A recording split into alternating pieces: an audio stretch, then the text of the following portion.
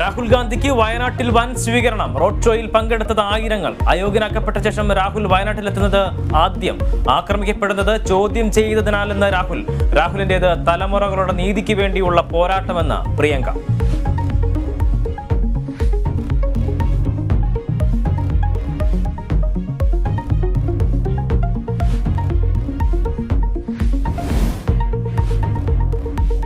വെള്ളാപ്പള്ളി നടേശന് തിരിച്ചടി. SN college fund തട്ടിപ്പ് കേസിൽ വിചാരണ തുടരാമെന്ന് ഹൈക്കോടതി. തുടരന്വേഷണം വേണമെന്ന ഹർജി തള്ളി. തിരിച്ചടിയല്ലെന്ന് വെള്ളാപ്പള്ളി സ്ഥാനമൊഴിയണമെന്ന് CK വിദ്യാസാഗർ.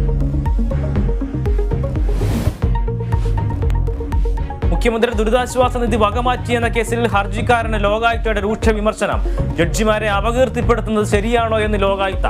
ജഡ്ജിമാരെയല്ല നടപടികളെയാണ് വിമർശിച്ചതെന്ന് RS ശശികുമാർ. പുനഃപരിശോധനാ ഹർജി നാളത്തേക്ക് മാറ്റി.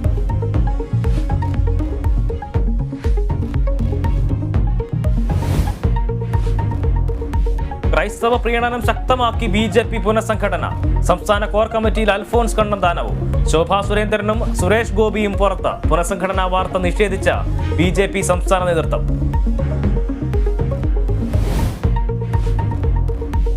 രാജസ്ഥാനിൽ കോൺഗ്രസിനെ വെല്ലുവിളിച്ച് സച്ചിൻ പൈലറ്റിന്റെ നിരാഹാര സമരം. താക്കീതുമായി AICC.